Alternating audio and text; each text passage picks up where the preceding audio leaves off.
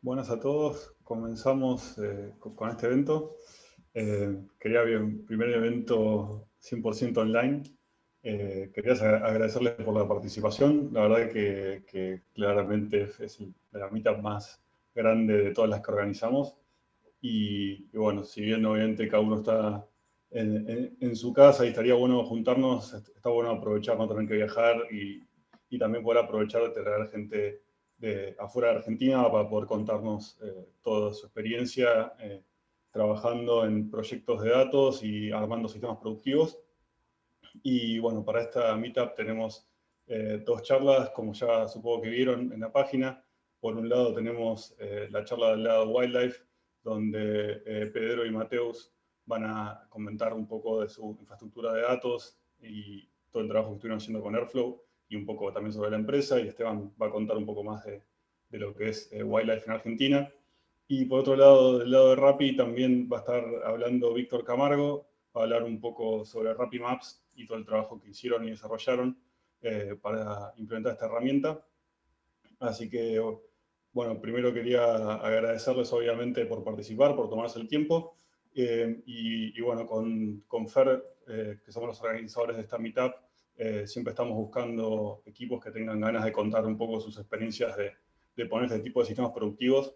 La verdad que nos gusta destacar un poco que digamos, ese tipo de experiencia es difícil de llegar y de lograr. Y es donde le demos más interés para este Meetup, o sea, como que el nicho que estamos buscando desarrollar es un poco que la gente comente sus tips y sus buenas prácticas y también idealmente todos los problemas o todas las cosas que hizo mal sobre cómo implementar estos sistemas. Y bueno, después si eso involucra hablar de herramientas de Big Data distribuidas en muchas máquinas o implementación de algoritmos de Machine Learning o sistemas de Machine Learning, nos parece que si bien es interesante, ¿no? La experiencia práctica es un poco el foco. Así que con eso en mente, bueno, les sumamos a estas dos charlas y esperemos bueno, todos les resulte interesante, enriquecedor. Y obviamente vamos a estar viendo las preguntas por el chat acá de YouTube. La idea igual es tratar de no interrumpir mucho la charla, quizás a lo sumo, si vemos alguna pregunta muy rápida, alguna aclaración para hacer, pero en principio la idea es tomar hacia el final de la charla las preguntas y dependiendo de la cantidad, puede ser digamos, hagamos un resumen de las principales preguntas, como para no alargarnos demasiado. La idea es que entre la charla y las preguntas, cada uno tenga una hora para contar. Y bueno, nada, vamos a arrancar. En el medio vamos a hacer un pequeño corte de 10 minutos y después vamos a retomar con la charla rápida. Así que en principio, bueno, cedo la palabra a Mateus, del lado Wildlife. Hey, Mateus. Mateus is going to give the talk in English, so it's easier for him and Pedro to explain everything. And well, thank you guys for participating and welcome. Yeah. So hello everyone, hope everyone is doing well and that you are not bored to death with the social isolation. So I don't speak Spanish, so I'm sorry, I'm going to have to do the talk in English or else you guys are not going to understand anything. And so basically, I'm one of the data engineering managers here at Wildlife. We are based in Sao Paulo, but recently we have expanded to some other countries in the world. Argentina is one of those countries. And I'm going to present to you guys a little bit about our business overview and how we structure the data team here.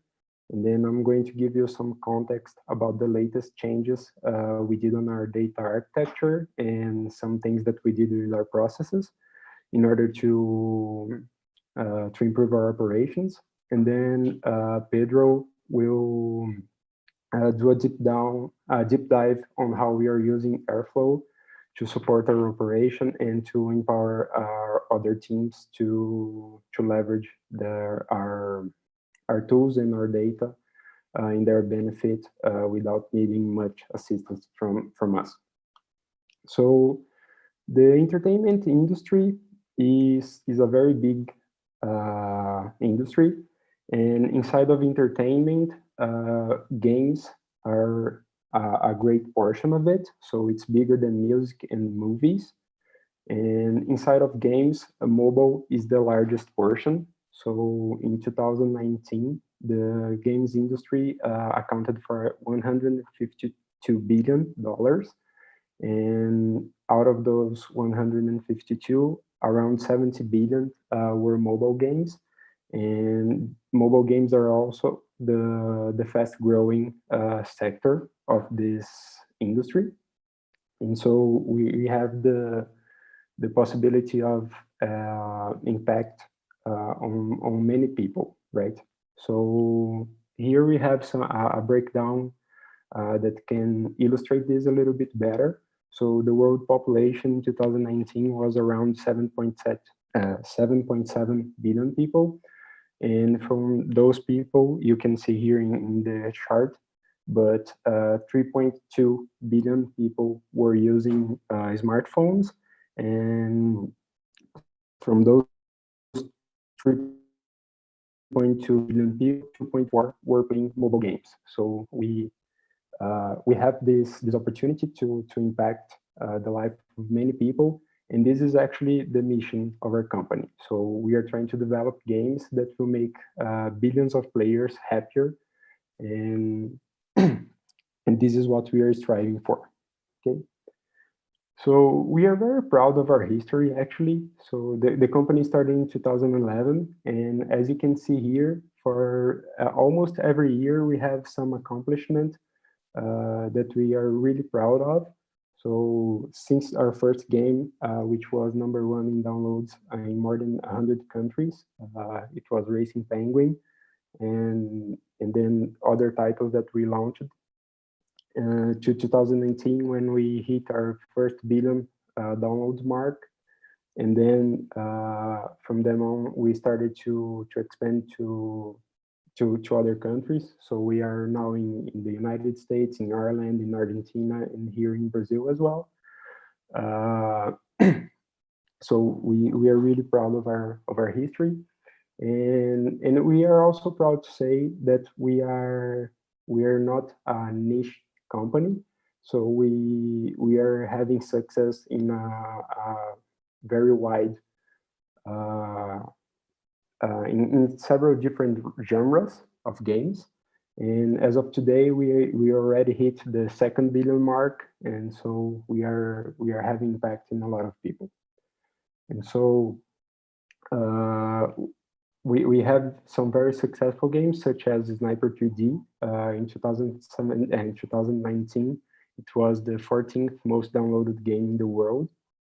And we have other titles that are doing really well. So recent launch Tennis Clash and Zuba are also doing a lot of success.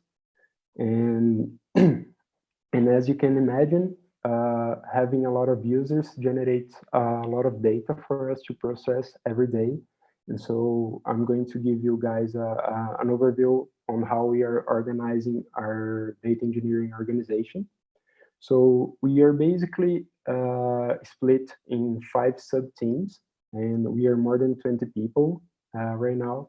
So we have a data platform team, which is giving us support with our big data and business intelligence infrastructure.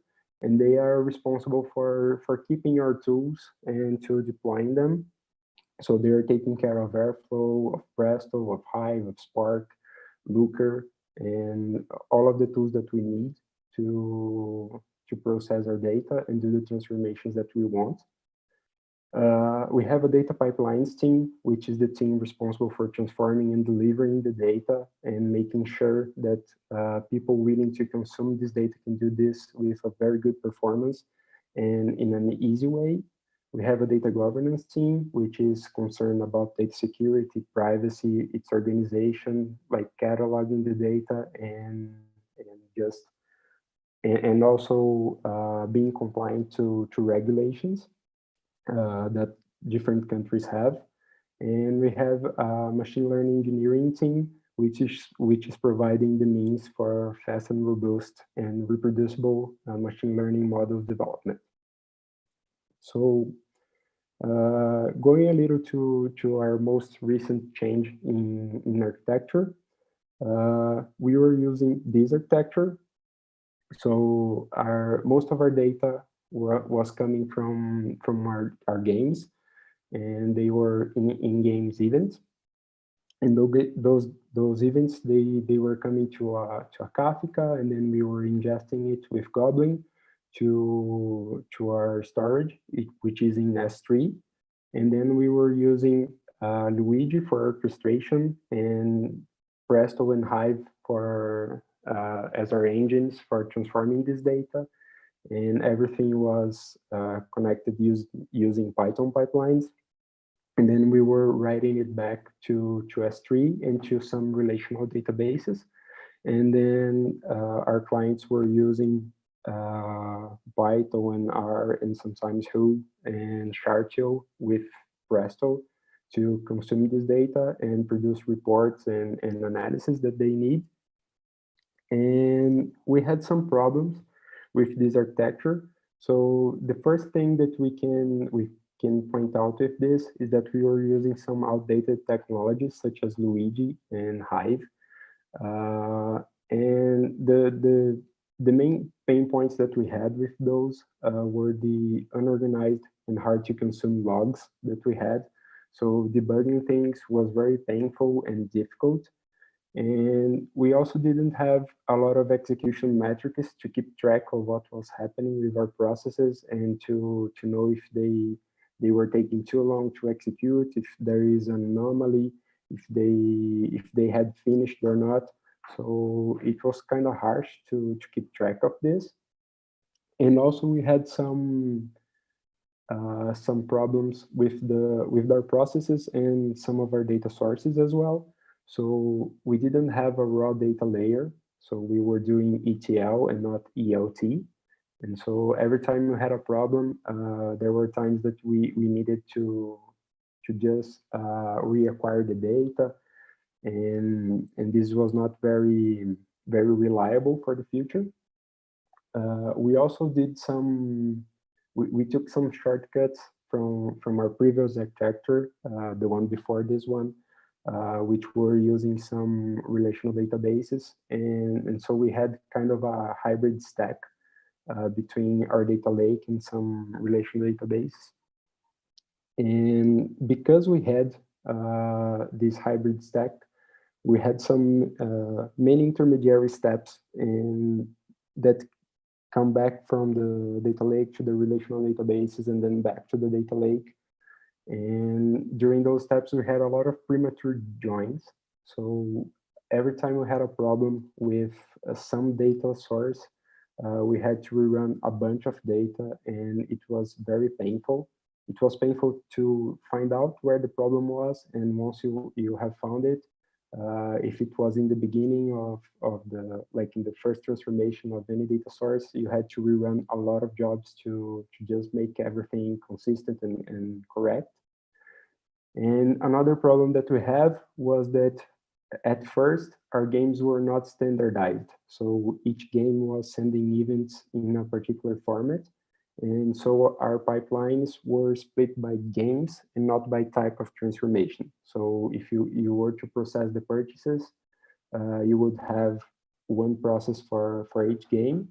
And then we evolved and we standardized our games, but we have kept the pipelines split by games.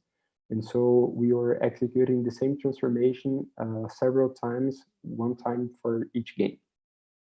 So in order to try to correct all of those things, we proposed some technology upgrades.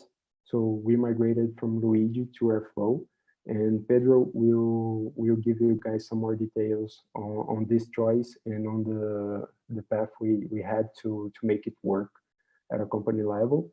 And we also are moved from Hive to Spark, which is just the de facto tool for data processing right now. We are using batch processing in most of our ETL jobs. So Spark is kind of an easy choice here. So this allowed us to have a faster processing, to have a better log stack, and to also have execution metrics in history, which allowed us to create a lot more robust monitoring and just to have more insights about what is happening with our processes. And we also did some transformations regarding our data sources in our processes. So we started to layering our data. So we now have a raw layer, a base layer, and a consumption layer, which allows us to be more reliable and to it makes it diminishes the amount of operations that we may have to do. And for instance, we try to delay data joins the most we can. So most of the joins should happen in the consumption layer. So if you had a problem in the raw or the base layer, you're just going to need to rerun the data in the consumption layer that is consuming from this data. So we unified our data lake. So we moved the data from the relational databases that were being used along with all of the other data that we have. So this helped us to remove a lot of intermediary steps. And we also unified our data processing by types of transformations or processes and not by games. And this allows us to better tune the clusters that we are using and to better use our resources. So this yield this new architecture. So in the beginning, there's not much of a change. Actually, this is kind of outdated already. We are not using Goblin anymore. We migrated to Kafka Connect. So this is something that you guys might find interesting. And so basically we changed the core part here, and we are using Spark on Databricks to perform operations, and we are orchestrating everything using Airflow. And then in the consumption layer, we also are moving from Chartio to Looker, and like people are moving from using Python and R to using Databricks notebooks for their day-to-day operations. And this is yielding some good results for us. So what we achieved with this is we reduced basically 40% of our execution time just by changing the tools that we are using and making some changes in the processes. So our batches are now taking 8 hours versus the 14 hours that they took before. Since we have late joins and less intermediary steps, we have a better data consistency, and it's much easier and faster to debug and rerun data whenever we need. And just to give you guys a notion of the complexity reduction, thinking about just our main pipeline, it was composed basically from 54 tables before, and now it's down to 35. And just by using better tools with better monitoring and logging features, we are able to have more control and visibility over our executions. And since we unified some processes and made them simpler, it's much easier and faster to integrate new data sources today. And also, since we are not moving data from our data lake to relational databases, we are processing less data. Like we are processing the same information, but we are using less data to do this. So there is some redundant processing that is not being done anymore. This is just to give you guys an overview of the problem that we are trying to solve. And now Pedro will give you guys a more detailed deep dive on how we're using Airflow and how it is being delivered to the company, empowering other teams. Hi, everyone. My name is Pedro, as Matthew said. So I want to give you an overview of how we did implement Airflow at our company and how it's empowering our users across several teams use this tool instead of Luigi, which was our old scheduling tool. So if you guys haven't met Airflow yet, Airflow is a platform built by the community to orchestrate DAGs workflows, and is built upon Python. And it's quite similar to us as developers to choose it as we are using Luigi, because it still gives us the power to do everything programmatically, but with so many more features around the central piece that is a scheduler. Because with Luigi, we had to build everything from the ground up, mostly, because it was like more similar to a library than a tool, complete tool around the problem that is scheduling workflows. So we had a lot of features that we built up inside the company and never got to contribute back, but it was getting harder and harder to keep building it and maintaining it. And during this time, Airflow got so many more contributors, and it was an easy choice to change. So our main objectives choosing Airflow was to continue developing workflows with Python, simplify and consolidate our code, because we are running like 3,000 tasks daily with Luigi across a repository used by many teams. And sorry, I guess I got a little bit confused with the screen here. Improve the robustness of our processes, because we didn't have like a very good monitoring tools around Luigi. So we needed to get better with our processes, and we needed to start it with metrics, and Airflow had it from the ground up. We needed to provide more autonomy for our client teams, because with Luigi, you have like a clumsy UI, and the way our clients had to submit tasks was with an API that we built, and all they had was like submit a curl to run a job and get a log page, but it didn't have all the log that they needed. If the job finished, the run was gone, so you couldn't look at past runs, and you only could run Luigi on the production server. You couldn't run anything on your local machine, so it was quite troublesome for our users to test the tools without going to production.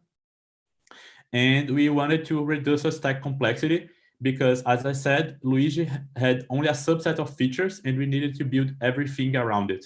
So moving from Luigi to Airflow gave us the possibility to consolidate all the features into one tool that was already built and simpler to maintain. So in this picture, you have like an overview of what we're using before and what we ended up using later. Of course, Airflow doesn't do it all by itself. We had a lot of help in the same time adopting Databricks, which empowered our company to adopt Spark faster than we were using with the AWS EMR. But today we want to focus with Airflow. So with Airflow, we had a few choices to make in the beginning of how we are going to deploy this tool. We had like GCP Cloud Composer, which is the Airflow as a service from Google. We had the Apache Airflow from Apache itself. We could deploy it on ourselves, and Astronomer. So we as a company don't use GCP too much. So it wasn't really an option, because it would imply like some cloud data transfer billing if we needed to move things around, and it isn't in our daily routine to use it. So we ended up with Astronomer and Apache Airflow. We didn't find Astronomer very attractive to adopt when we first saw it, and with the amount of documentation the community had, we felt a strong belief that we could do it ourselves, and we ended up going in this route. So we chose Airflow, just Airflow. So we needed to deploy it, choose if we're going to use Kubernetes, EC2, and any other things.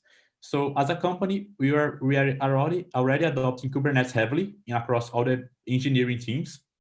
And we had just begun to have a central horizontal infrastructure team to provide Kubernetes. So since our first iteration, we felt that we could go with Kubernetes to provide scalable infrastructure and don't have to worry about EC2 instances like we had before with Luigi and provisioning of them like with Chef. So we could already go and use newer tools and more robust tools that we had in the company. So we started with Kubernetes and Docker, and it worked great initially. So we had a simple deployment like this high-level picture. It was one repository containing all the Airflow dependencies and the DAG code. Whenever you make changes to the repository, a CI/CD workflow in Jenkins would update the deployment on Kubernetes. And in the beginning, it was mostly the data engineering team using it. So it worked well, but we had to start thinking how other teams would adopt it, because in this process, we wanted to rewrite our code and have best practices and enforce like linting and code reviews and everything else. But it's not that this workflow is great, but it has a little bit of accuracy with other teams like data scientists and business analysts, because they want to schedule their tasks, but they aren't very concerned around those best practices engineering has. And we don't want to slow them down and don't want to have all this operational work to review every code that enters the company. So we had a few problems there in the beginning when other teams wanted to start using Airflow, and it was a single repository with our rules and way of developing it. So we right in the beginning, we felt the need to change and start thinking how to adopt Airflow company-wide and give all the users autonomy to do so. So this was one of the biggest problems in the beginning, the difficulty for other teams to develop in the same repository. And also on the infrastructure side, it was troublesome because every deployment would stop the workers running. So if you had like a late deployment and it was running our daily batch jobs, it could interrupt the workers and lost all the work. And also Airflow and the DAGs itself were coupled. So if I needed to update the Airflow version, I would do a deployment and would do the same process for everything. And if I needed to update a single DAG, I would also need to do the same deployment.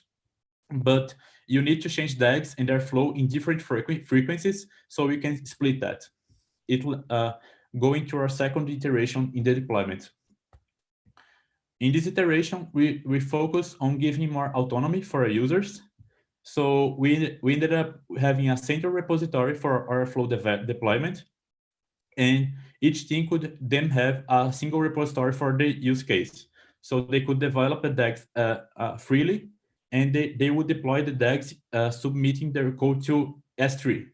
So the Kubernetes deployment would sync the DAGs folder with S3, and it worked great in the beginning because now teams can deploy DAGs autonomously, and they aren't coupled with the Docker image for Airflow itself. So the deployment split and teams have autonomy.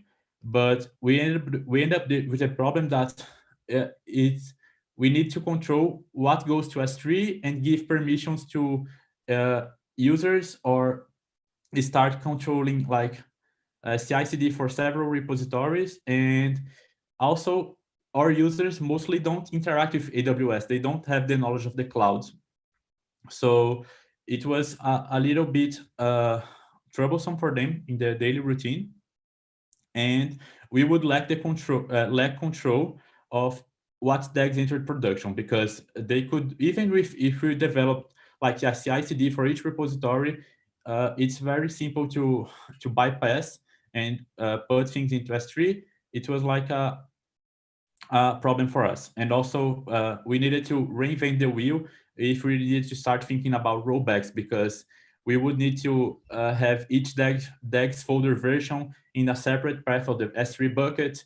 If we needed to roll back, we need to define a way to name those folders and etc. So it felt like it was the wrong direction altogether. So it left us thinking how we could do better in the next iteration.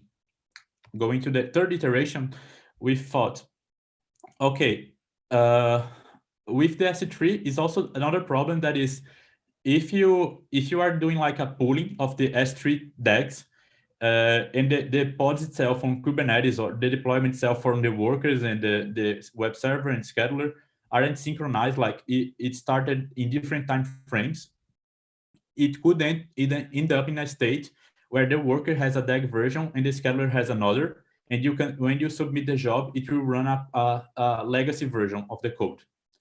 So it was a problem, and we solved it with EFS. So it's a distributed file system from AWS, meaning that now the DAGs, whenever there's a deployment, it goes to a central Airflow repository where there is the CI/CD flux. So every DAG repository triggers the CI/CD centralized, and the repository will get the DAGs from the other repositories and put it in the distributed file system. And whenever the file system is updated, all the pods, all the deployments across workers, web server, and scheduler are updated at the same time. So we didn't have the problem now that a worker could run a different version of the scheduler or vice versa. And we then end up adding another tool to the stack. But it also had a problem that was now happening. It also happened with S3, is that the scheduler and the web server, if they aren't restarted, they will keep Python modules on cache. So the way Airflow works is by reading the source file and looking at global variables that, if they are the type of DAG, it is a valid DAG, and it will input it in the database as metadata, and you start scheduling it. But if this file imports other files, those imports will be cached. So if you change the files and the imports to change like a function signature, the web server and the scheduler wouldn't recognize it anymore. So we still need to restart it. So it would end up in a little bit of downtime. The scheduler restarts very fast. The web server not so fast because of the statefulness of this software. And we wanted better yet, so it left us in the fourth iteration, because EFS by itself also has a little bit of this limitations, and also was an unnecessary billing in the whole process. So, but one of the things that was really blocking us with EFS was the need to share DAGs across all the deployments and keep it up to date. And updating at the same time. And even if you need to spin up new processes, they would have the same code. But it was a limitation with Kubernetes at the time that we didn't know how to solve. That is, if I need to run a deployment, it was a problem in all the previous iterations. They would stop the workers, right? If I need to update a worker code. And it was just a problem with the way we are deploying Kubernetes. We were using stateful sets because the web server itself needs to have a valid DNS address to get logs from the workers. But then we found out that we could use a valid DNS address for deployments instead of stateful sets, changing a configuration in core DNS in the Kubernetes cluster. So with deployments, we can do a better deployment of changes, because with stateful sets, whenever you need to make a change, it will need to change a pod at a time to make sure the changes apply correctly. Because no two pods can live at the same time, because they would share the DNS and it would break. So whenever we need to make changes and we needed to to wait a worker to end the task it was running, it would take a lot of time to apply the changes across all of worker fleet. So we ended up finding this core DNS configuration, and we are able to change to deployments, and you started using Docker. Instead of using EFS to sync the DAGs code across all the workers, we ended up bundling the DAGs itself in an image. So whenever we need to do a new deployment, we build an image with the DAGs inside and change the image in the deployments. The old deployments that were still running tasks will wait up to 4 hours, and that's configurable to end up their tasks. And by during this time, the new workers are already running.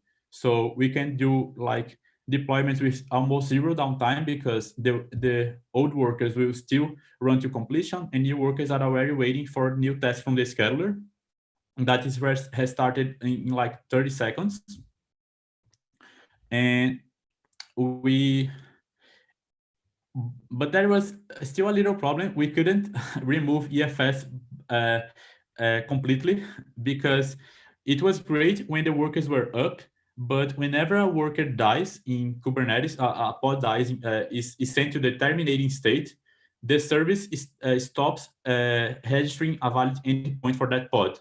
So whenever the task was running and a new deployment came, the pod was sent to the terminating state, and the task kept running. But whenever a developer went to the Airflow UI and click on the logs, he would see an error image saying that the worker wasn't alive.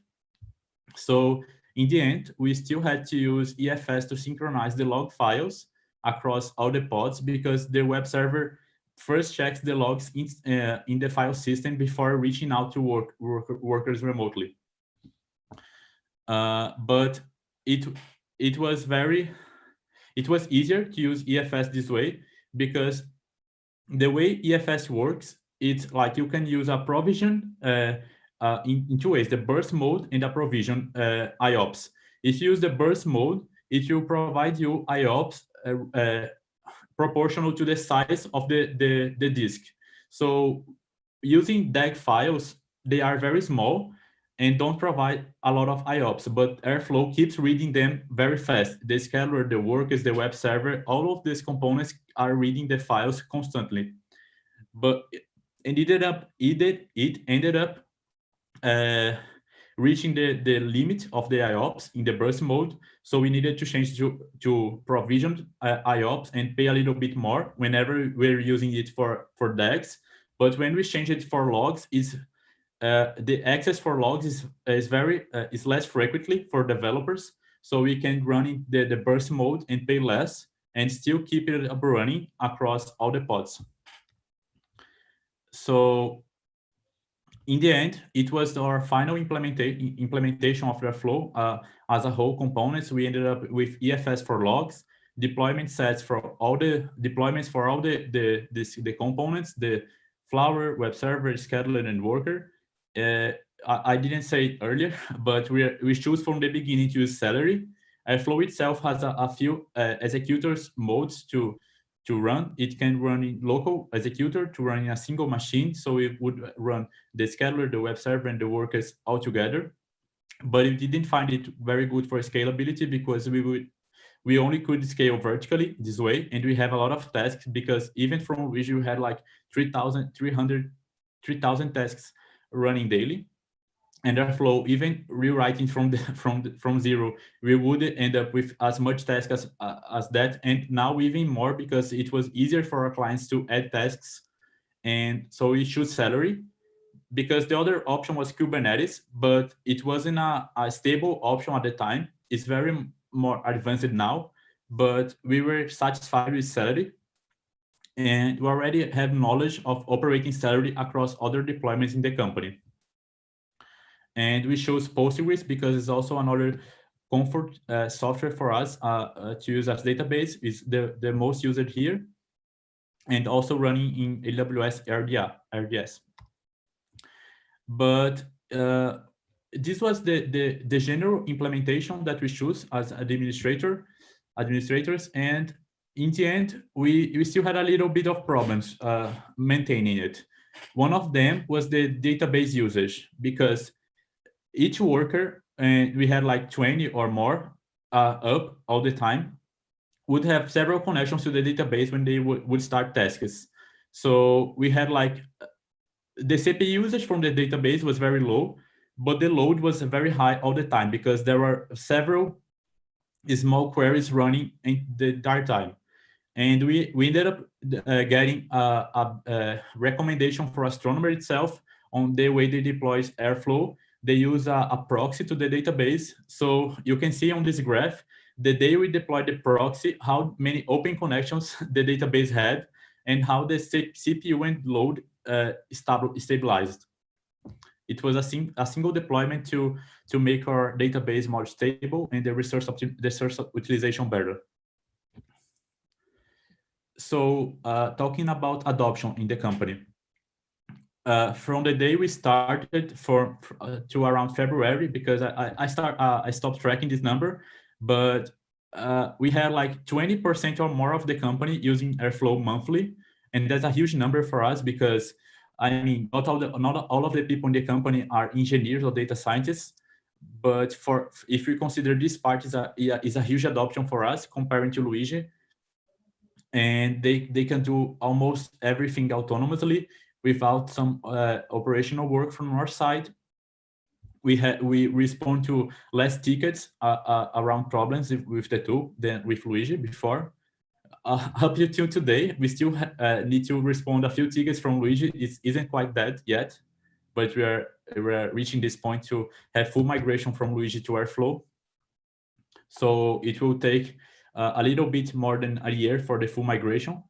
We from the data side, we did it already, but we are still waiting for a few customers to migrate their tasks. We had around 127 DAGs at the time that I first checked, and each DAG has like dozens of tasks. We can have a single DAG with more than 1,000 tasks, so it scales up fast. And to finish up, I want to talk about a little bit of the good, the bad, and the ugly that we had with the system. So the good was that we could now develop locally as well, mirroring production environment. So we in this way we also give more autonomy for our teams to test their tools locally with Airflow. So if they wanted to test an entire DAG workflow, they could run it locally on their machine. With the production environment, now we can see the historical data of DAG runs since the beginning. We never raise it. So if you want to go back to last month and see how many failures or how many SLA misses we had, this is all available in the Airflow database and also in the UI. We got execution metrics and alerting for failures. We had like several integration out of the box because we migrated to Databricks, but we didn't had to do anything at all because already had like modules to interact with Databricks from the beginning. We had logs simplified for developers because they can see logs per task. On Luigi, it was a single page with the logs of the entire DAG, so you couldn't read the logs in a reasonable way. You could be reading a line from task A, then a line from task B, and you need to work around that in your brain. And it is also customizable with a plugin system, so you can change the UI without needing to touch the core Airflow code, but you also can. It's very well written. The bad, when we started, we kept up to date with the Airflow releases up to the 3 latest versions. So as soon as they release a new version, we would update it, and it would end up with unexpected bugs on our side. So it wasn't very good to do it. Now we are a little bit behind, but we might update in the near future with several new features that they have developed. And from the developer standpoint, logs are very good to read, but from the administration standpoint, it's a little bit tricky to capture all the logs to debug problems, because every component from Airflow run across multiple processes on this file system, on the operational system. And it's a little bit troublesome because our initial implementation of log capture with Elasticsearch only captures the standard output from the pod. So the scheduler itself at least has 2 to 3 processes, and we needed to add a extra file bit processes to capture those logs, and it wasn't standard as the other logs, so it ended up in another instance from Elasticsearch. It was a little troublesome to start it. The web server performance is very poor. It improved in the latest version with the stateless implementation, because in our version it needs to parse all the DAG files.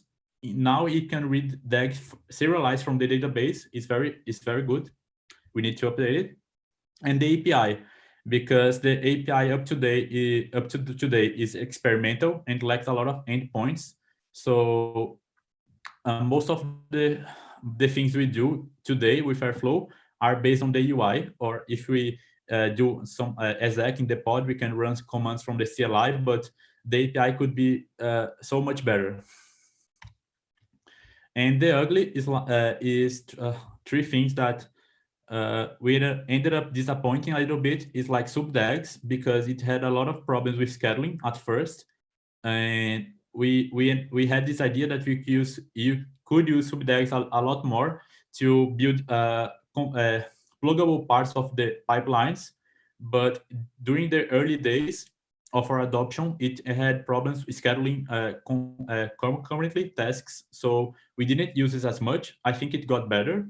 Backfill is some of those things that could be so much better to use, because it's quite common when some of our data scientists are developing in the early days. They are doing an experimentation in a new table or a new model they want to do a new feature table. They do it for a few days. They need to change those all those days. They want to backfill it, but the backfill is only available from the CLI, and it needs to run in a worker. So if that pod dies, the backfill stops. So it's quite bad to need to keep a machine up to guarantee the backfill execution, even though each task will run a separate worker instead. So we never ended up using backfill that much. Most of the time that we need to backfill, we create a separate DAG to run the backfill date, because this way we can leave it running and it will survive across deployments. And in the security perspective, the RBAC tool is quite limited, because you can only control like user roles to view DAGs, to trigger DAGs, and etc. But assuming that you can use a DAG, you can read everything from the database in that DAG. So we can't control like this DAG has access to each external systems, or to each tables in the database, or to each variables. So in this aspect, for a single company, isn't very problematic. You can use it as a multi-tenant with their RBAC, like splitting the visibility of DAGs across teams, but it's limited if you want to, this DAG can access this tool, but this other DAG don't, because it's only files that they read in the runtime, and it doesn't have any model to control it yet. And some other improvements that we would like to have on Airflow, some of them ended up happening in the latest version, like the more responsive web server in the case of performance, but still a very, very legacy implementation that they are trying to do it from the ground up. Backfill in the UI API would be very good. A better dependency between DAGs, because today there isn't a very good concept of dependency across DAGs, and whenever you need to make a task dependent across another DAG task, you need to do the exact time that task would run. If you don't make the time right, it will end up waiting forever, because it won't find the task in the database, because the unique identifier is the execution time, and you don't have any visualization in the software to understand which DAGs depend on other DAGs, so you need to build that. extend the airbag model to allow to control feature access in the DAG level, and high availability for the scheduler. And that's it from my side. I think Esteban would like to talk to you guys also. And I'm open to question later. And I'm sorry if my English wasn't very good to understand. I hope I can clear any mistaken questions. Thank you. Okay, thank you, Pedro. Let me see. I don't know if I have control of your screen. Let me see. There you go. Okay. Perfect.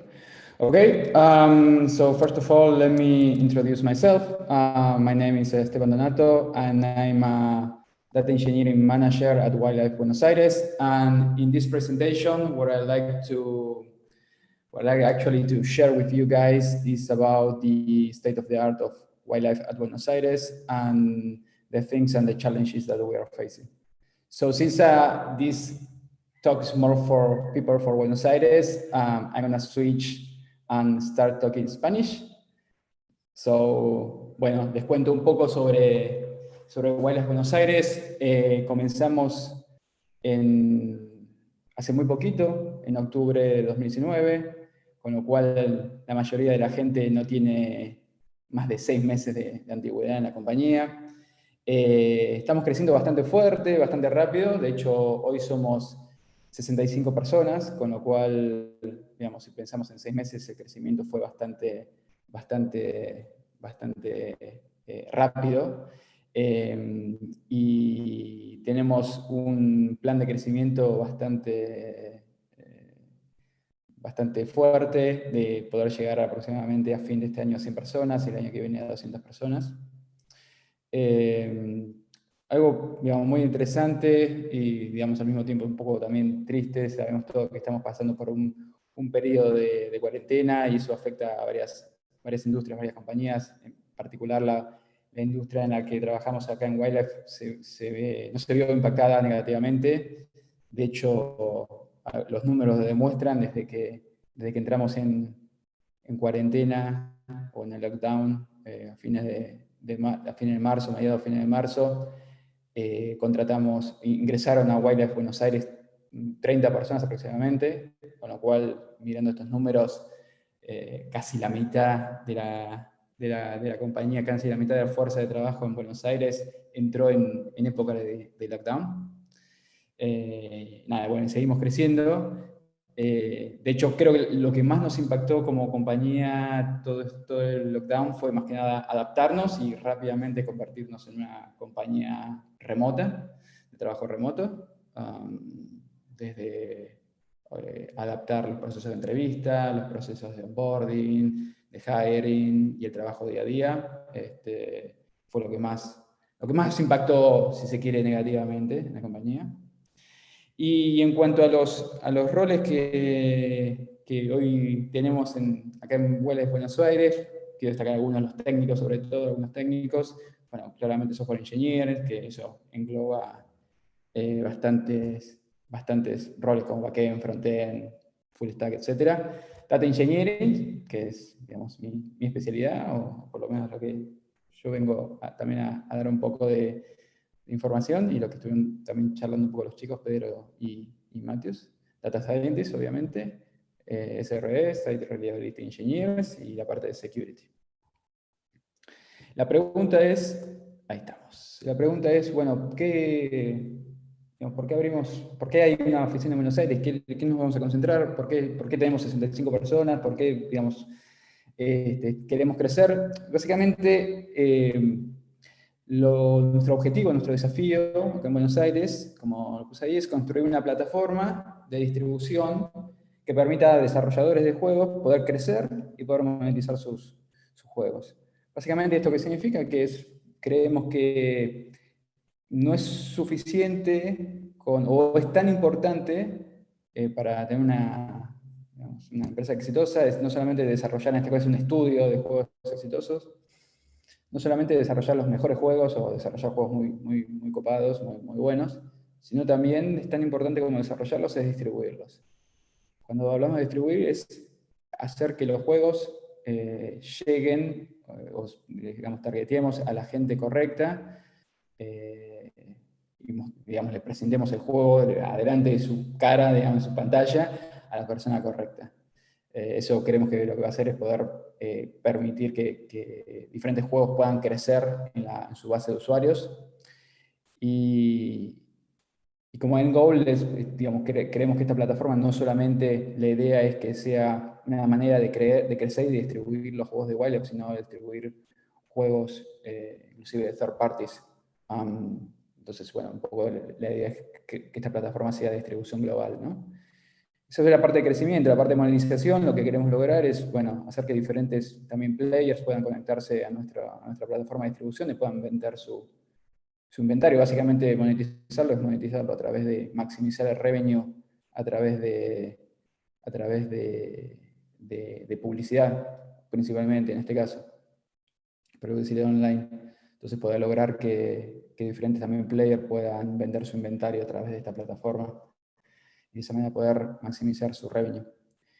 Así que bueno, digo, está un poco, creo que cae de maduro que para poder ser exitosos en el desarrollo de esta plataforma, donde hay mucha inteligencia sobre cómo targetear, a quién targetear, cómo definir precios justos, cómo definir precios mínimos, cómo definir precios máximos. Digamos, tenemos por un lado toda la parte de desarrollo de producto, que es súper importante, pero uno de los pilares fundamentales para lograr el éxito de esta plataforma claramente son la parte de datos y poder inyectar, poder desarrollar, si se quiere, la inteligencia que tendrá esta plataforma de distribución. Así que, digamos, nuestro objetivo dentro del área de Data Engineering es, acá en Buenos Aires, es trabajar junto con el equipo de Data Scientists para poder crear esta, si se quiere, inteligencia, un poco apalancándonos en todas las tools, herramientas y arquitectura que nos estuvo contando, nos estuvieron describiendo en esta primera parte de la presentación Bel y Pedro. Así que ese es un poco el desafío, bastante desafiante, para la redundancia, para el equipo de acá. Así que, bueno, espero que si les resulta interesante, acá viene la parte más de venta, así que perdón por esta parte, pero les dejo ahí el link para que nos contacten. Les dejo por un lado mi link de LinkedIn y por otro lado un link a las búsquedas. Así que si les parece interesante, ahí contáctenme y siempre vamos a estar abiertos para al menos hacer una charla más profunda y un coffee break virtual para poder contarles un poco más. Así que, sin más nada, I'm going to switch back to English, and I guess this is the last, I need to get back. So with this last part of the presentation, we are ended our presentation. I guess we can go to the Q&A section. Thank you. Awesome. Thank you, Esteban, and also thank you, Mateus and Pedro, for the talk. It's really amazing the work you are doing and also the journey you've been through. So we're going to kick off the questions and answers. I wanted just to start with a question by myself, and then people are going to catch up in the stream and maybe start asking questions. I wanted to know a little bit more about if you are looking into the Kubernetes executor, if you see any advantages of adopting it over your current setup, or disadvantages. I don't know if you have any more information regarding that. About that, I think that the main advantage of the Kubernetes executor is like to don't waste resources. So you don't need to spawn pods and leave them running in idle times. So you can go to 0 to 100 pods running several tasks, but it can have a limitation on the Kubernetes engine for scheduling pods itself. So I don't think it can be that advantageous if you need to spawn like very, very fast tasks like we have in some times of the day.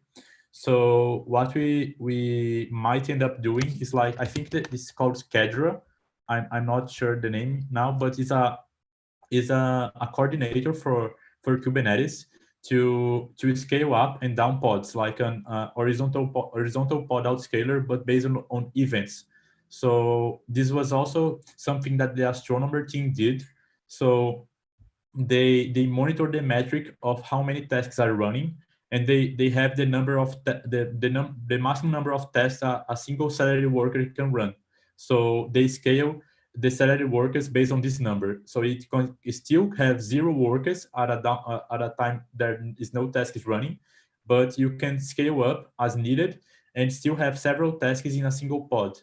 Don't without the trouble to break the Kubernetes limits itself, and you can without the overhead to spawn pods for small tasks.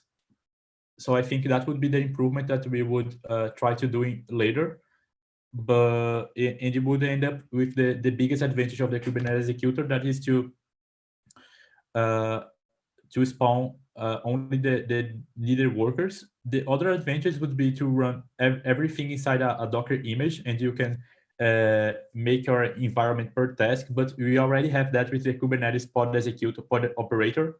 So I don't think the executor is very good in that case, because also if you ended up with using for some strange case a Kubernetes pod operator and a Kubernetes executor, you would spawn two pods for every task. Awesome. There's a question from Patricio Navarro that he's asking if you guys are contributing any of the code or solutions to the Airflow project, or you have, I don't know, plans in the future. We didn't contribute anything yet. I'm a part of the Slack community of the Airflow. I like to at least be a part of the discussion. There was something that I would contribute. That was just a simple mistake in the log calls. They were logging in the info level the passwords, but I just talked to them in the Slack channel, and they did the fix later. So I couldn't contribute myself, but I like to be a part of the community and find ways to make it better anyway, even though we couldn't apply code itself yet. Okay, awesome. There's another question regarding like seniority in the team. Maybe like if you guys are in the data engineering team are looking for any like junior people, mid-level, or senior people only, or it's like across the board, anything is welcomed as long as you have some basic knowledge of the technology and like data engineering skills. Okay, I can take that question. So right now, at least in Buenos Aires, then I can let the guys to reply about Brazil and São Paulo. Right now in Buenos Aires, we are starting, so we need some kind of at least middle seniority. So right now we are looking for people from semi-senior seniority up, so senior or even staff engineering. And regarding the technology and experience, of course, if you have experience in all the tech stack that the guys just described, like Spark, AWS, Airflow, and having those technology is awesome, but it's not required as long as you have some experience working with a distributed system, and you have some experience before working with some big amount of data. That's it's enough for us. Awesome. That was pretty clear. Let me see if there's any other question we can fit in the time.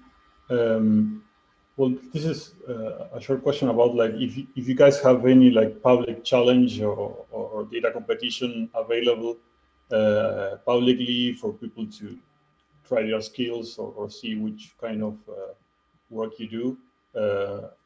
Maybe this also applies not only for data engineering, also for data science, but maybe you guys can speak a little bit, or if you have any plans. I didn't quite get the question. Can you repeat it? I think Yes, it's related to Go. Yeah. Yeah, if you have any plans for like opening up a data challenge or competition for people to apply, like, I don't know, like a Kaggle competition or something like that? We don't have anything like this in the plans right now, but it's definitely something that we can take into account, and maybe we decide doing something in the future, but we don't have anything planned for now. Here's a good one. Have you evaluated Apache Flink as a stream processing engine? Yes. I mean, it's not quite related to what we're discussing today in the presentation, but we are evaluating Apache Flink, and we're running a few proof of concepts in this year, because as of now we are only using Spark streaming and a few other legacy systems like Storm from Twitter. Okay, awesome. I think we are up with time allotted at least. Well, I wanted to thank you guys again for giving your talk, and also for all the overview and time. So the idea here is to spend the next like 5-10 minutes doing a break, and then come back for the second talk from Rappi. I'm going to switch to Spanish. Entonces, la idea sería, vamos a hacer un corte de 5 o 10 minutos, diría hasta las menos 20, a las 8 menos 20, y vamos a hacer ese corte y después vamos a retomar para la charla de Víctor Camargo de Rappi, para comentar un poco sobre Rappi Maps. Y el resto de las consultas las pueden contestar el equipo Wildlife a través del chat. Y bueno, cualquier otra consulta, lo que sea, estamos disponibles. Finalmente les voy a enviar por un link a un formulario para ver un poco, digamos, de la gente que está presente, qué temas les interesan más o qué temas tienen más experiencia, como para tener un poco de idea y orientar las próximas charlas o los próximos eventos que organicemos. Así que si tienen un minuto, que son 5 preguntas, para contestarlo, sería genial. Y entonces nos volvemos ahora a las menos 20, las 7:40. Muchas gracias. Bueno, creo que estamos. La segunda charla la va a dar Víctor Camargo. Es también invitado internacional, él está en Colombia, y nos va a presentar un poco de las cosas que hacen con los algoritmos en Rappi para para hacer Rappi Maps, que le llaman. Así que, Víctor, te dejo a vos directamente. No sé si puedes presentar. Sí, claro, de una. A ver si esto funciona.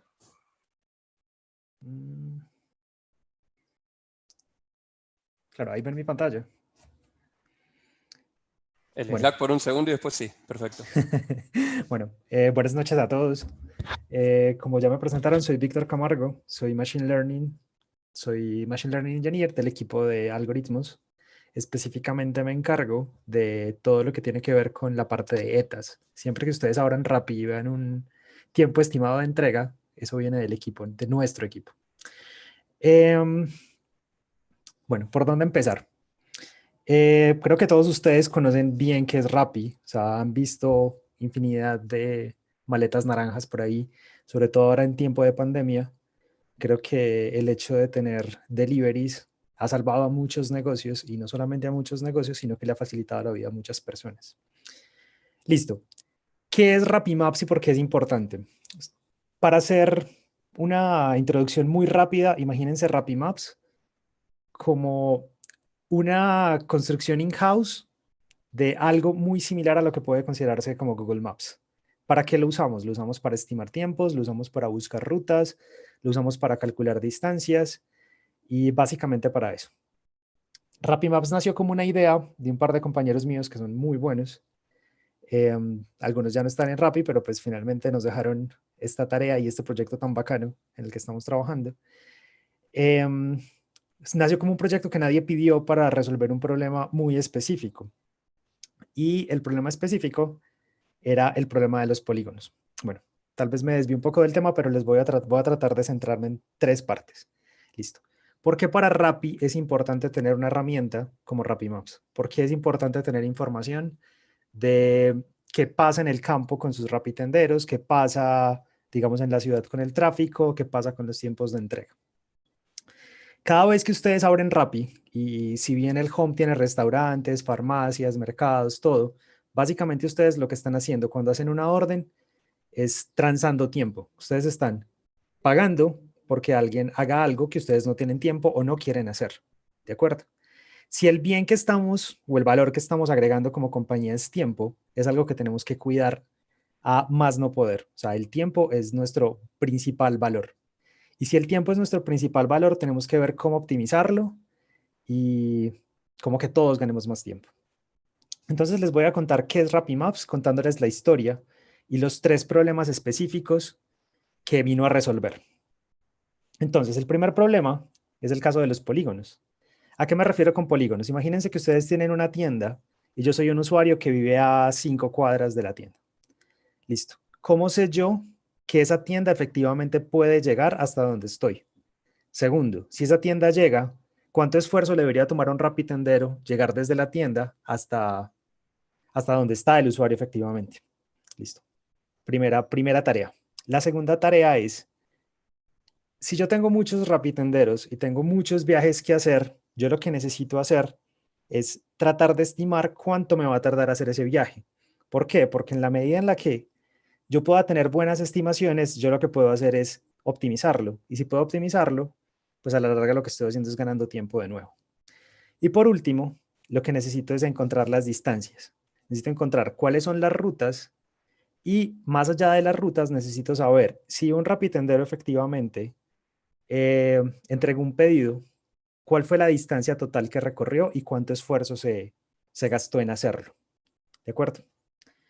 Entonces les voy a contar, por otra parte, cómo funciona Rappi Maps en este momento.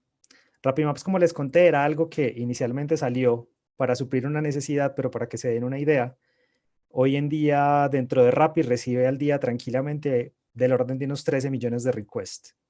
Esos 13 millones de requests, si lo hiciéramos en Google Maps, costarían al mes más de $1.000.000 que nos estamos ahorrando, pues que Rappi como compañía se está ahorrando por tener su propia herramienta.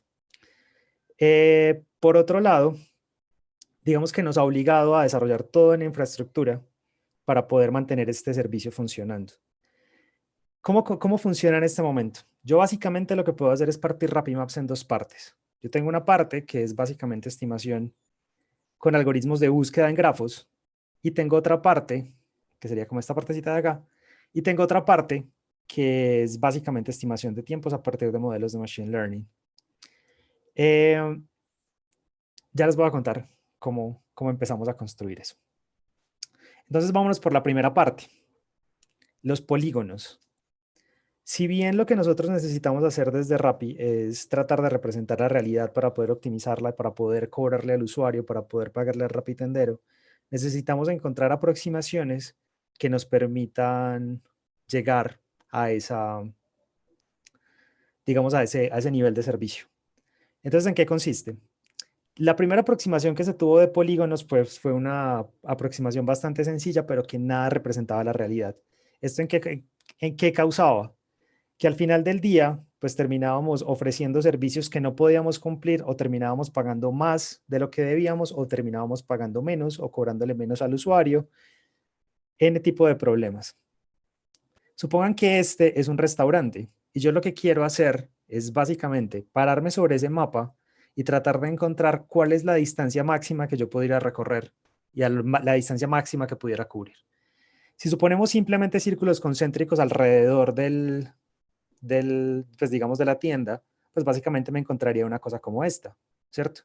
Pero creo que todos ustedes saben muy bien que pues definitivamente un rapitendero no va a poder saltar por encima de los edificios y lo que va a tener que hacer es recorrer todas las rutas para llegar desde un punto A hasta un punto B, ¿cierto? Listo. ¿Cómo hago yo para poder conocer esa ciudad y poder coger todos esos obstáculos y todas esas vías y toda esa información que está ahí. Digamos que era muy difícil, pues obviamente estaba disponible en Google Maps, pero pues no era una opción, no podíamos tenerla. Pero lo que sí podíamos hacer era algo como esto. Entonces lo que hicimos fue, cogimos información de OpenStreetMaps. Lo que hicimos fue inicialmente teníamos un DAG que, como igual que en la presentación anterior, venía desde Luigi. Entonces lo que hacíamos era cogíamos simplemente información de OpenStreetMaps, parseábamos toda esa información ahí contenida y lo que hacíamos era que cogíamos esa representación de ese mapa y lo convertíamos en algo que nosotros podíamos tratar matemáticamente dentro de un microservicio. En este caso lo que hicimos fue convertirlo en un grafo.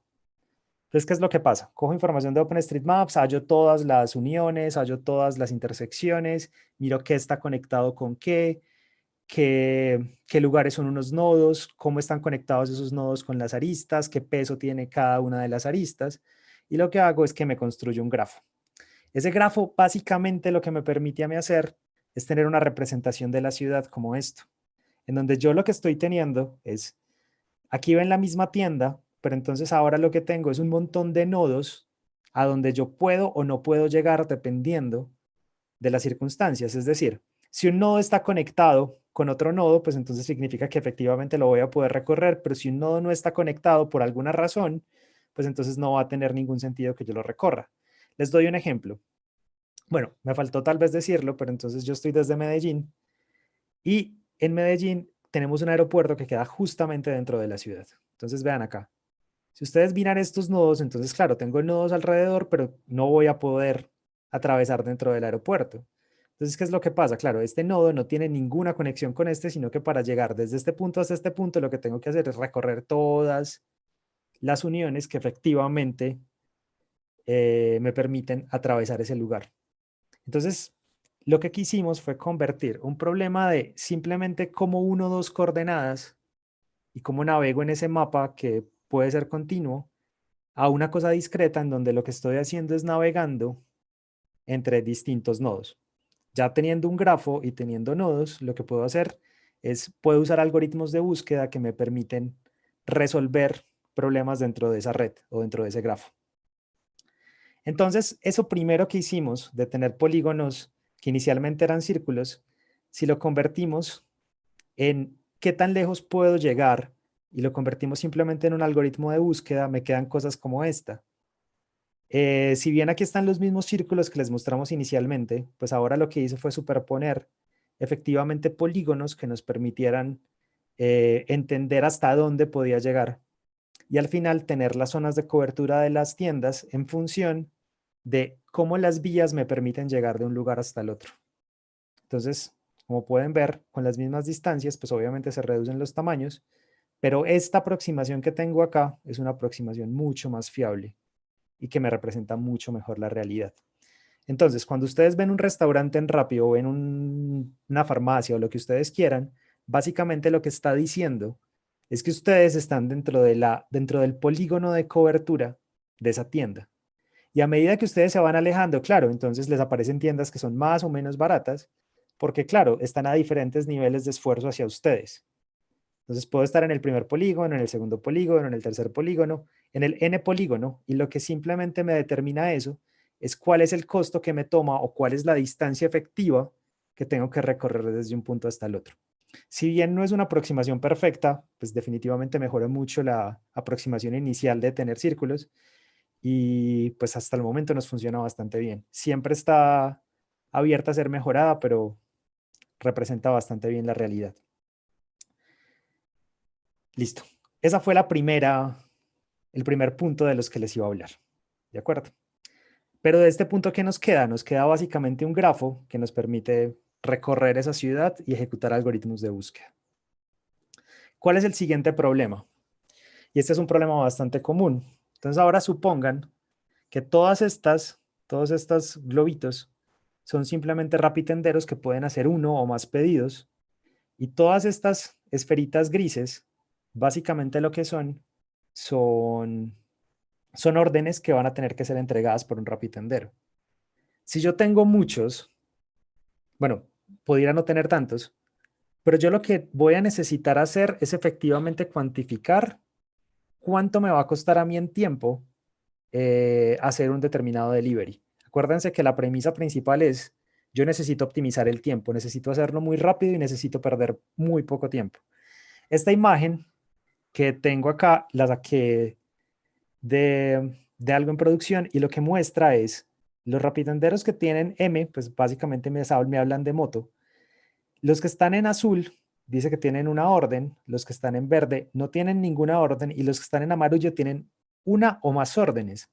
Si yo lo que necesito hacer es encontrar quién es la persona idónea para entregar un delivery, teniendo en cuenta que puede esa persona no llevar uno solo, sino llevar muchos, porque lo que puedo hacer es rutearlo. Entonces lo que necesito hacer es saber exactamente cuánto tiempo le va a tomar. Y ese cuánto tiempo lo va a tomar, ¿de dónde lo vamos a construir? Entonces ahí, de nuevo, los traigo a este esquema y cómo se construyó.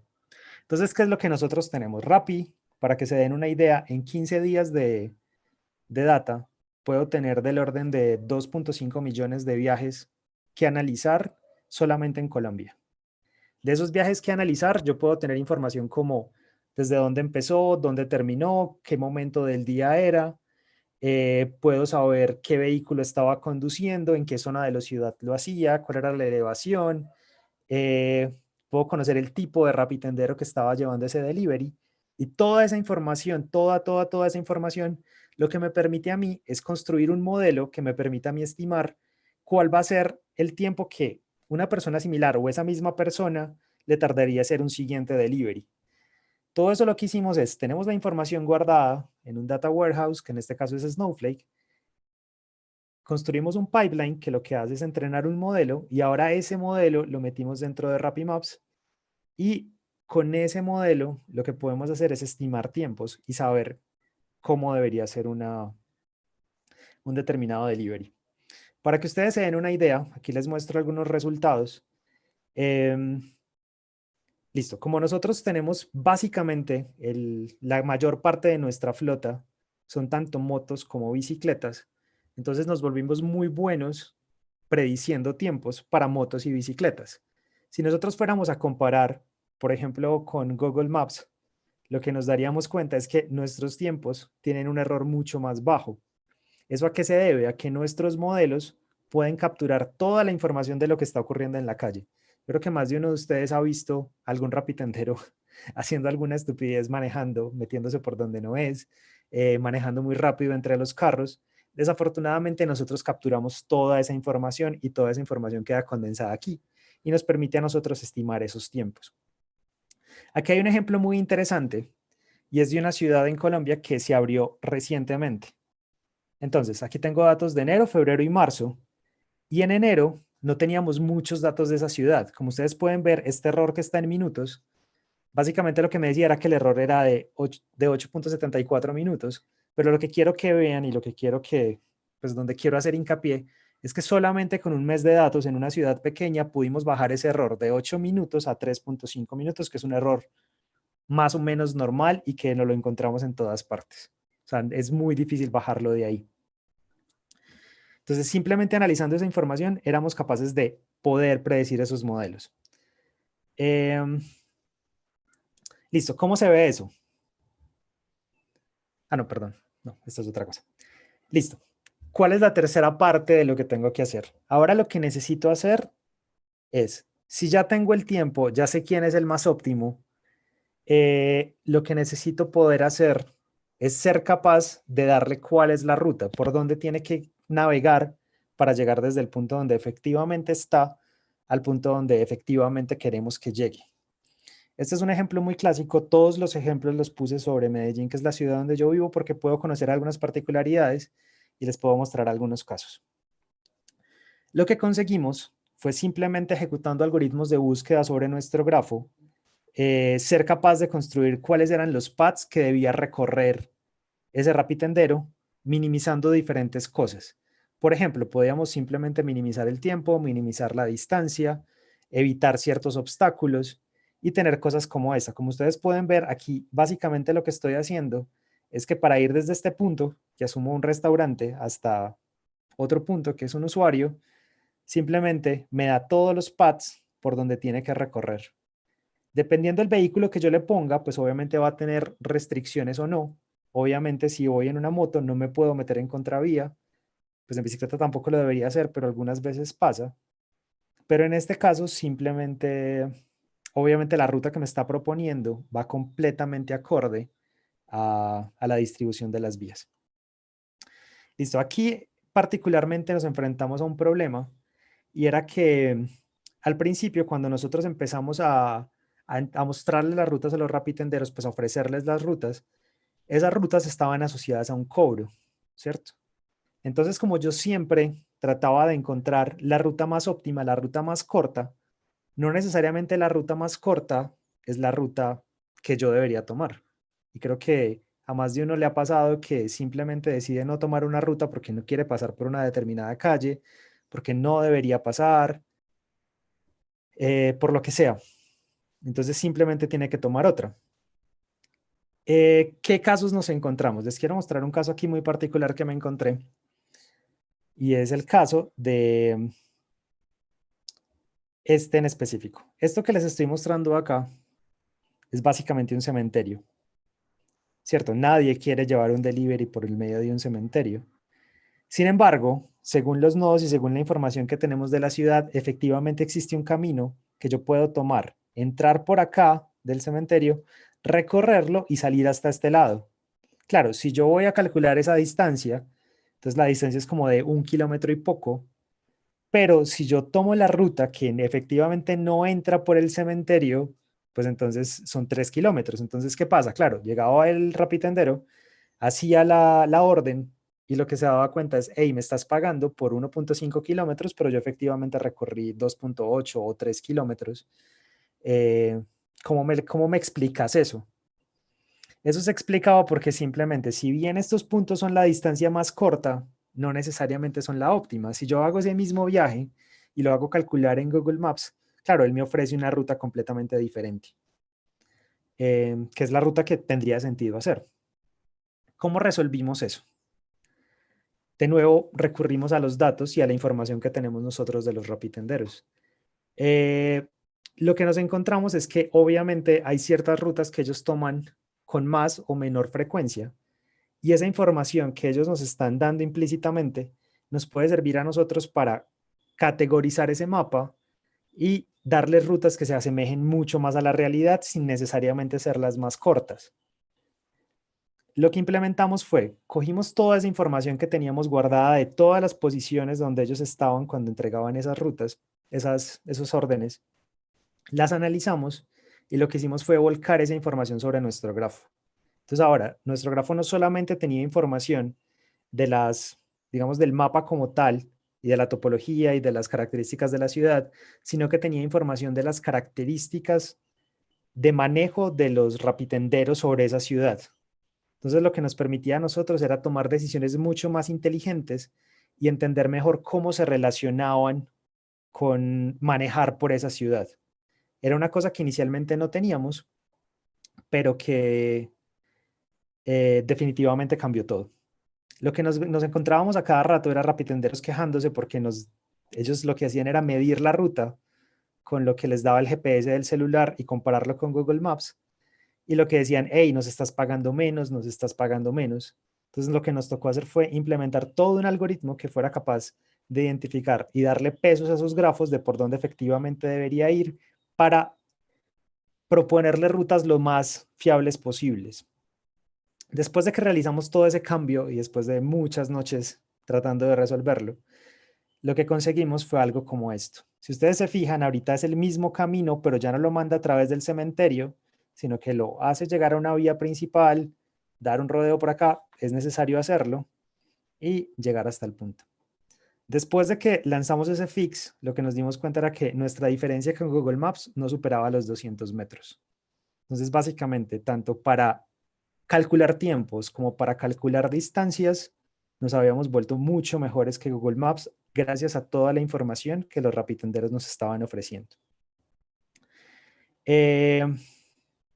Bueno, o sea, eso es lo que tengo para contarles hasta el momento de RappiMaps.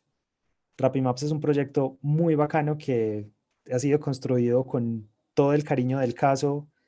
Es un proyecto construido en Python. Lo construimos directamente desde el equipo de algoritmos. Un grupo no muy grande. Hemos trabajado en RapidMaps no más de 4 personas. Y bueno, ahí estamos trabajando en él. Aquí tengo algunos ejemplos de cosas que les puedo mostrar. Por ejemplo, tengo todo el mapa de la ciudad. Y con todos estos mapas de la ciudad se pueden hacer un montón de cosas, desde calcular viajes, rutear, generar polígonos, generar microzonas.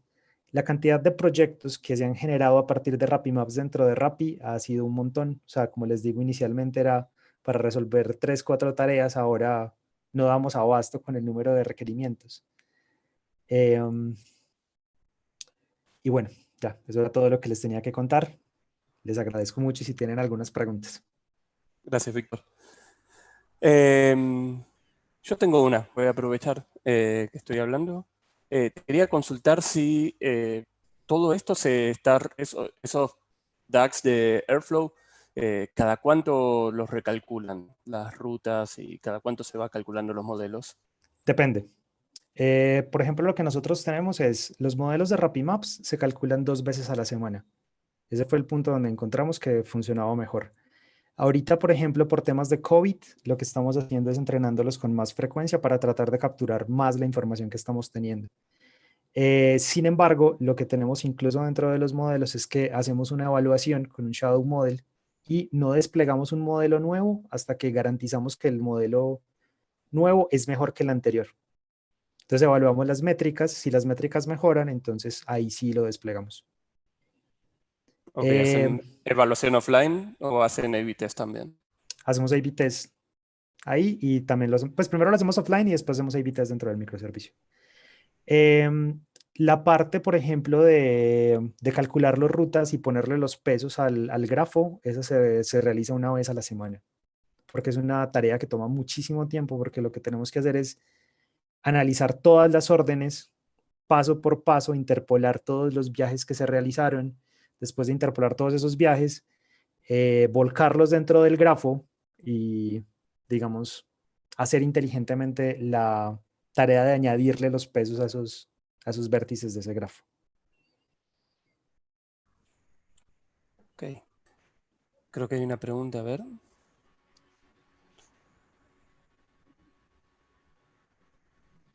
Acá preguntan que si tenés buenas estimaciones de tiempo y velocidades y un muy buen grafo, ¿por qué hacer las estimaciones con Machine Learning para elegir rapitenderos en lugar de un algoritmo de optimización sobre grafos? Bueno, porque hay un problema con el grafo y es cada vez que yo hago una estimación, bueno, el problema va por 2 lados. Básicamente es un problema de concurrencia. Yo no puedo estar haciendo la estimación con el grafo todo el tiempo. Entonces, yo lo que hago es, hago una estimación de Machine Learning que me toma milisegundos. Después de que tengo la estimación, puedo hacer la asignación y después de que tengo la asignación, efectivamente calculo todo el viaje. Porque recorrer el grafo no es una tarea que me tome poco tiempo. Les doy un caso de uso. Cuando preguntan por cuándo asignar un determinado número de órdenes, me pueden preguntar por 4.000, 5.000 viajes de golpe. Y tengo que responder por esos 5.000 viajes en menos de 200 milisegundos. Entonces no me daría tiempo de recorrer todo el grafo para resolverlo. Después de que efectivamente el algoritmo de asignación hace la asignación, nosotros ya podemos calcular cuál es la distancia de ese viaje como tal. Bien. Hay otra pregunta de otro usuario, espera que se me fue, hay muchas, DY7002, bueno, no importa el usuario, no, perdón, ese fue el anterior. Lucas Pando pregunta, ¿cómo manejamos eventos temporales que afectan los cálculos de tiempo y recorrido? Por ejemplo, si ven embotellamientos, eventos que puedan congestionar una zona. Si son eventos en real time, todavía no lo tenemos. De hecho, si alguien quiere venir a darnos una mano, creo que hay bastantes vacantes y hay mucho trabajo por hacer. Real life todavía no lo tenemos. O sea, respondemos mínimamente un par de días después, cuando se entrena un nuevo modelo. Acá pregunta si tienen planeado abrir el servicio de Rappi Maps para competir con Google Maps, porque sería bueno para la gente que anda en bicicleta en las ciudades. No sé si eso lo puedes responder. No, no lo puedo responder. Pero, pero es decir, creo que, o sea, modestia aparte, dentro de Rappi generamos una herramienta de logística bastante poderosa que no es solamente Rappi Maps, sino, por ejemplo, también todo lo que tiene que ver con dispatch y con router. Podemos coger un montón de órdenes, no sé, supone que tenés el doble de órdenes que Rappi Tenderos y a punta de rutearlos, logramos entregar todos, en todo lo podemos lograr, lo entregamos a tiempo con esos algoritmos. Pues obviamente guardando las proporciones, pero lo logramos hacer. Bien, acá te preguntan cuál es el tech stack que tenemos. Todo lo tenemos hecho en Python. ¿Alguna librería en particular? Eh, Tenés Airflow, Snowflake y... bueno, digamos que podemos partirlo en varias partes. Tenemos obviamente los DAX. Obviamente los DAX todos están escritos en, bueno, no obviamente, pero están escritos en Python. El microservicio como tal también está escrito en Python. Algunas librerías las hicimos nosotros, usamos otras estándares como NetworkX, no sé, ¿cuál otra estándar usamos? No, creo que, bueno, Scikit-learn obviamente para los modelos, pero también muchas de las cosas las hemos hecho in-house. Y funciona, y tiene el servicio que atiende las estimaciones en Python hecho el servicio mismo. ¿Eso les escala bien Sí, con Python? señores, ha sido complicado, pero hemos logrado que escale bien. O sea, Ok. de hecho, uno de los problemas más grandes que hemos tenido es lidiar con cómo funciona la infraestructura de Rappi para mantener servicios que son intensivos en CPU, como los nuestros. Entonces, ha sido complicado, pero lo hemos logrado con varias estrategias y creo que la arquitectura del microservicio como tal nos ha ayudado mucho. Obviamente tiene sus limitantes, pero funciona bastante bien. Y te estoy hablando de que Rappi Maps puede tener tiempos de respuesta del orden de menos de 100 milisegundos. Bien. Acá también te preguntan el modelo de Machine Learning que utilizaron, si es algo in-house o si hay algo estándar. No, pues en este momento tenemos varios. ¿Cuál es la característica? Dependiendo del país, em, se comporta distinto. Es decir, no es lo mismo considerar, por ejemplo, Argentina que considerar Colombia, que considerar México, que considerar Brasil. Entonces, lo que hicimos fue evaluar con diferentes modelos y simplemente correr con el modelo que mejores métricas nos ofrecía. Todo eso corre ya de manera automatizada. Entonces, puede que un día corramos no sé, en Colombia podamos correr con un gradient boosting y después podamos correr simplemente con una regresión logística. Okay. ¿Tenemos tiempo para una más? Sí. Bueno, a ver. Acá preguntan si escalan automáticamente de acuerdo a la demanda, ¿qué plataforma usan? Esa parte sale un poquitico de mi scope, porque eso ya lo maneja toda la parte del equipo de DevOps de Rappi. Entonces, pero sí tiene autoscaling. Ok. Esto ya respondieron. Juan, no sé si vos querés hacer alguna pregunta. O el resto Sí, la seguimos por la hay administración. Dale, algunas. Sí, igual hay tiempo, estamos dale. con tiempo. Hay una pregunta si tienen alguna estimación de más o menos cuántas predicciones sirven por minuto, segundo, lo que sea, de tiempos. Eh, la verdad no tengo ese dato, pero si lo llevo a request, más o menos en request estamos recibiendo del orden de 5K por minuto. Genial. O sea, es bastante, sí le pegan bastante duro el microservicio. Algo para que se den una idea, hace un par de semanas que se cayó Google Maps, Rappi siguió funcionando porque todo corría sobre Rappi Maps. Genial. Y después otra pregunta más es, digamos, cómo generan el feedback del lado de los rapitenderos. Si de repente o sea, si hay algún tipo de feedback del lado de los rapitenderos de que cierta calle está cerrada, lo que sea, más allá del real time, de si hay algún proceso batch que de repente modifique la ruta por unas semanas o algo así. Lo que hacemos es, o sea, no hay un feedback en este momento. ¿Por qué no hay un feedback? Porque creo que sería inmanejable, aunque es algo que, que hemos discutido, solamente que no sabemos cómo escalarlo. Em, Todavía no sabemos cómo escalarlo. ¿Cómo pasa en este momento? En este momento, pues básicamente lo que va a terminar por pasar es que si el algoritmo detecta que los rapitenderos no usan esa ruta, entonces va a empezar a recomendarla cada vez menos como una ruta no utilizable, hasta que finalmente la ruta termina por morir. Así esté metida en OpenStreetMaps. Hay una particularidad y es que en OpenStreetMaps hay muchas calles y hay muchas conexiones que efectivamente no existen. O conexiones que están en OpenStreetMaps pero que no existen. Entonces, de alguna manera, nuestro algoritmo lo que hace es ayudarnos a filtrar ese tipo de problemas. Ese algoritmo, perdón, no sé si ya lo mencionaste, pero ¿es algún algoritmo en particular o es algo...? Es algo que hicimos nosotros. Ok, genial. A ver si hay alguna más. Yo pongo un poco de luz que... Sí, no hay problema. Bueno, ¿qué stack usan para enviar la ruta? Básicamente usan a través de digo, ya comentaron, es un microservicio en Python y hacen a través de la aplicación. Eh, Hay una pregunta de Damián Sánchez que dice cómo se considera que una ciudad sea apta para Rappi. Supongo que tiene que ver un poco de esto que comentabas de incorporación de nuevas ciudades. Hoy en día Rappi Maps lo usan a lo largo de de todas las ciudades que tiene Rappi o cómo manejan eso. Sí, se usa en todas las ciudades que tiene Rappi. ¿Qué es lo que pasa? Cuando se abre una nueva ciudad, pues no tenemos tantos datos y pasa algo como lo que les estaba mostrando ahorita. Y es que inicialmente nuestras estimaciones no van a ser muy buenas, pero a medida que va pasando el tiempo, nuestro mapa se va mejorando y nuestras estimaciones se van haciendo más precisas. Genial. Bueno, creo que más o menos estamos de tiempo. No sé, Fer, si tenés alguna otra consulta o Víctor, si querés aclarar alguna otra cosa. No sé si fui muy escueto, pero bueno. Ah, está perfecto. Sí, no sé Bueno, si, digamos, si hay alguien interesado en aplicar a Rappi, cuáles son los canales o digamos, Pues si hay alguna idea de openings que tengan.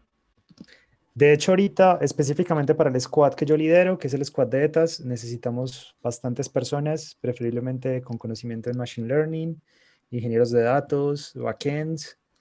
De hecho, si se meten ahorita mismo a la página de Careers de Rappi, que es un link de Lever, no lo traje, pero no sé si de pronto Fernando... rappi.com/jobs. Creo que es un poco distinto, pero bueno, no sé. Ahí están todas las posiciones, o Sí. deberían estar todas. Ah, bueno, súper. Sí, ahorita estamos buscando bastante gente, si hay gente interesada y si les interesa este tema, o sea, yo quiero Rappi Maps como si fuera mi hijo porque le he dedicado canas y horas de trabajo. Si hay alguien que ve posibilidades de mejora y dice, yo le quiero meter, bienvenido. Buenísimo. Bueno, muchas gracias. muchísimas gracias, Víctor. Con todo el gusto. Y muchas gracias a la gente de Wildlife que puso el canal de YouTube para que esto sea posible. Gracias a todos los que vinieron. No hay nada más. Nos veremos la próxima. Juan, no sé si quieres decir algo. Sí, los que les quería pedir, ahora envío de vuelta el link, si pueden contestar, si alguno está interesado en dar una charla, puede contestar acá en el form, o puede, digamos, también enviarnos un mensaje a Fernando, a mí. Desde ya, bueno, muchas gracias a todos por estar presentes y la idea es tratar de hacer una meetup en este esquema virtual que la verdad que vemos que funcionó muy bien, o sea, no limitarnos la presencia solo en Capital Federal y poder repetir un evento antes de mitad de año. Así que la idea sería tratar de hacia fines de junio, principios de julio, hacer otro evento y estamos abiertos a que cualquiera proponga charlas y después evaluaremos un poco en base a la temática y cuáles quedarían para un próximo evento. Así que creo que estamos. No sé, Fer, si querés algo más. No, nada más. Muchísimas gracias. Muchas gracias. Hasta luego. Buenas noches. Chao, hasta Adiós. luego.